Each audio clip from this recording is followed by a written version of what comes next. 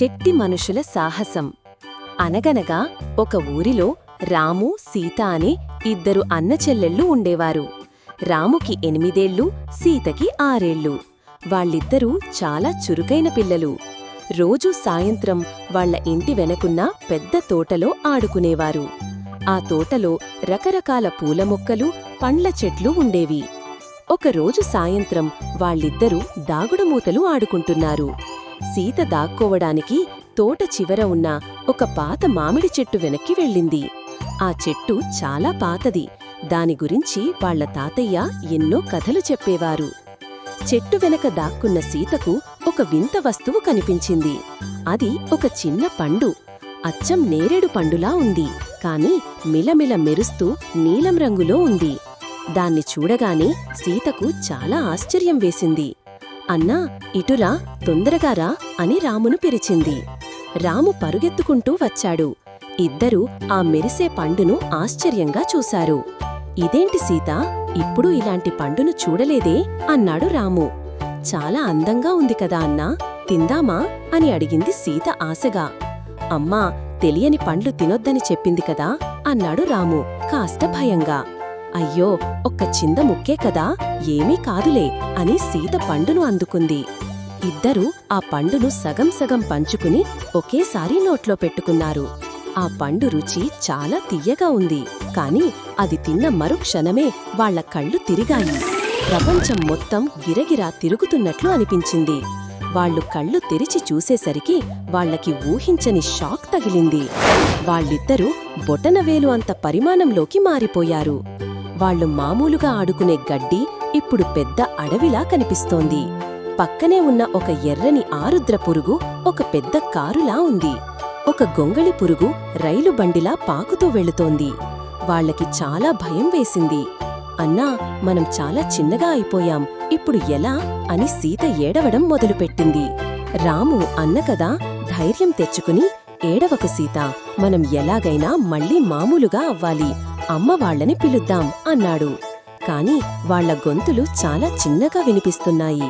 ఎంత గట్టిగా అరిచినా ఎవరికీ వినిపించలేదు. అంతలో ఒక చీమల బారు వాళ్లవైపు రావడం గమనించారు. అందులో ఒక పెద్ద చీమ వాళ్ల దగ్గరికి వచ్చి, మీరెవరు చిన్నారుల్లారా, ఇక్కడెందుకున్నారు అని అడిగింది. చీమ మాట్లాడటం చూసి వాళ్లకి ఆశ్చర్యం, భయం రెండూ కలిగాయి.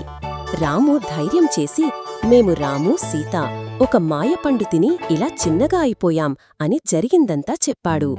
ఆ చీమ, ఓహో, మీరు ఆ మాయ మామిడి చెట్టు చిట్టిపండు తిన్నారన్నమాట. దాన్ని తిన్నవాళ్లు చిన్నగా మారిపోతారు, భయపడకండి, మళ్లీ మామూలుగా మారే ఉపాయం నాకు తెలుసు అంది. నిజమా? ఆ ఉపాయమేంటి అని ఇద్దరూ ఆశగా అడిగారు. అదే చెట్టుమీద పై కొమ్మలో ఒకే ఒక్క పెద్ద పువ్వు పూస్తుంది. ఆ పువ్వు వాసన చూస్తే మీరు మళ్లీ మామూలుగా మారిపోతారు, కాని అది చాలా ఎత్తులో ఉంది అని చెప్పింది చీమలరాణి.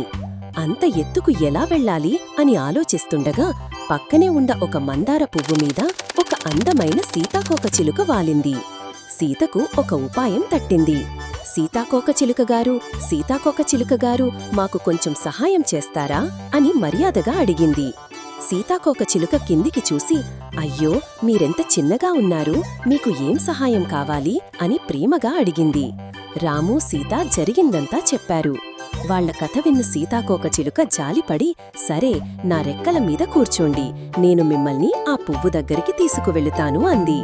ఇద్దరూ సంతోషంగా సీతాకోకచిలుక రెక్కల మీద ఎక్కి కూర్చున్నారు.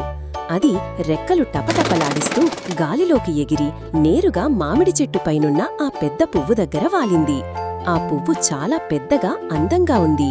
దాని నుండి వచ్చే సువాసన అద్భుతంగా ఉంది. రాము, సీత ఆ పువ్వు వాసనను గట్టిగా పీల్చుకున్నారు.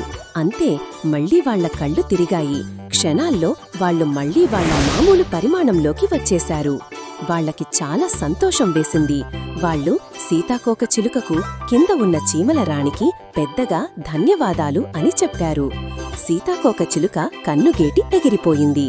అంతలోనే ఇంట్లోంచి వాళ్లమ్మ, రాము, సీత, చీకటి పడుతోంది, భోజనానికి రండి అని పిలిచింది. ఇద్దరూ ఒకరి ముఖాలు ఒకరు చూసుకుని నవ్వుకుంటూ ఇంటికి పరుగెత్తారు. ఆ రోజు నుండి వాళ్లు తోటలోని చిన్న చిన్న పురుగులను చీమలను ఎంతో ప్రేమగా చూడటం మొదలుపెట్టారు. తెలియని వస్తువులను పండ్లను పెద్దలను అడగకుండా ఎప్పుడూ ముట్టుకోకూడదని గట్టిగా నిర్ణయించుకున్నారు. నీతి: పెద్దలు చెప్పిన మాట వినాలి, తెలియని వస్తువులను ముట్టుకోకూడదు, అన్ని జీవుల పట్ల దయగా ఉండాలి.